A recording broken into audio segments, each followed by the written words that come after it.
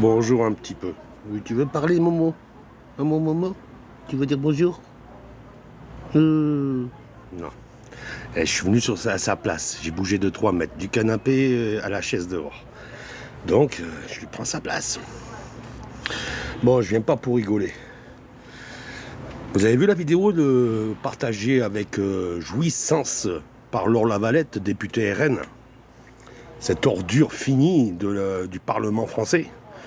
Hein, quand on vous dit que l'extrême droite n'a rien à foutre au Parlement, que ces gens-là devraient être interdits. Alors je vais être très clair. Non, la France n'a pas tué ton mari. Je répète, non, la France n'a pas tué ton mari. La France n'a pas pu plus tuer ton mari que nos enfants. La différence entre nos enfants et ton mari, c'est que ton mari savait à quoi s'en tenir. En te mariant avec ton mari, tu te mariais avec sa carrière, tu savais à quoi t'en tenir. La solde est bonne. La solde est bonne. En revanche, il y a des risques. Nos enfants, ils n'ont pas signé pour mourir l'été ou quand ils partent pas en vacances.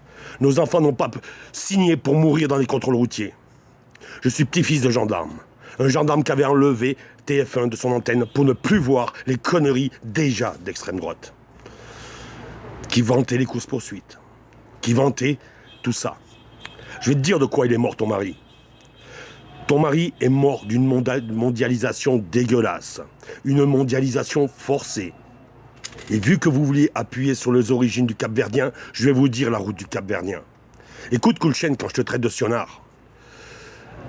Contrairement à mon Joao qui me manque, avec qui je pourrais jouer à la pétanque plutôt que faire des vidéos de colère sur TikTok, qui lui est mort comme un con à 52 ans pendant le Covid. Hein, d'un AVC et pas du Covid. De solitude et pas du Covid. Du bracelet électronique et pas du Covid. Lui qui remettait en place les bonhommes qui claquaient la gueule de leur bonne femme.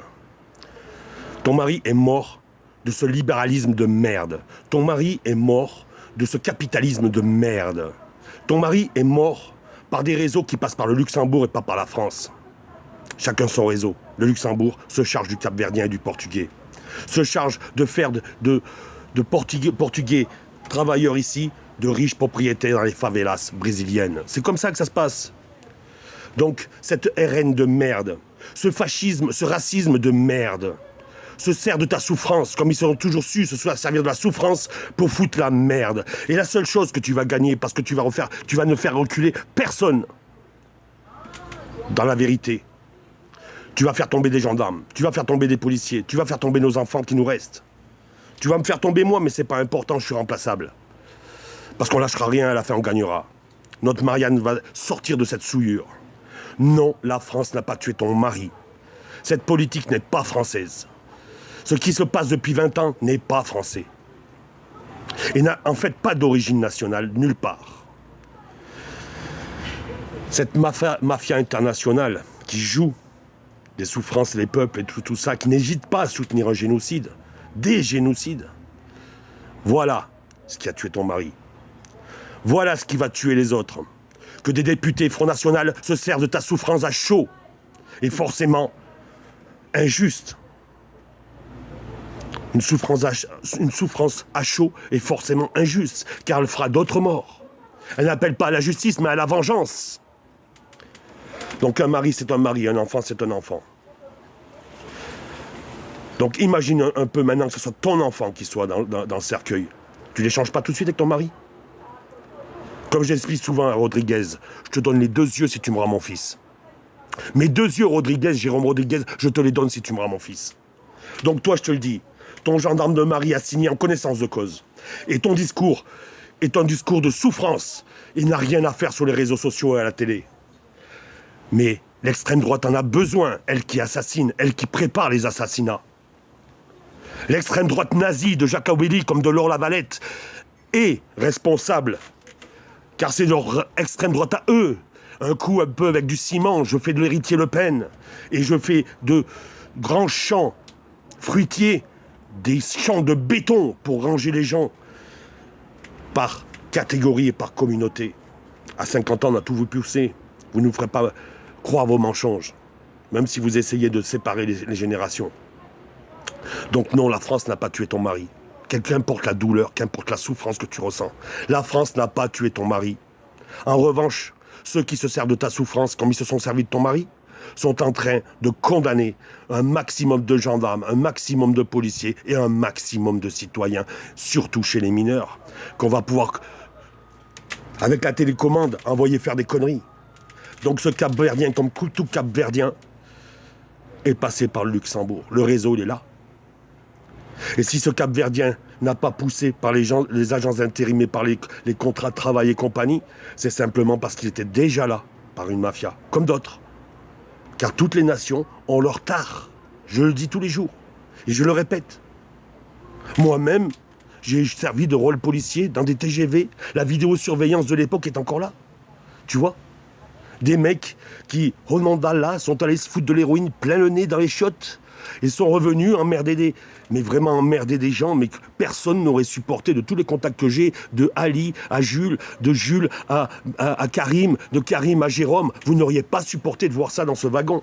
De voir ce mec sortir héroïnoïque, emmerder un père de famille et son bébé, emmerder un vieux couple de 80 balais à qui j'ai dit surtout ne votez pas fonctionnel à cause de ce chien, emmerder un pauvre gars qui sortait en permission des Baumettes et qui allait voir sa grand-mère à Paris, tu vois, en permission, hein.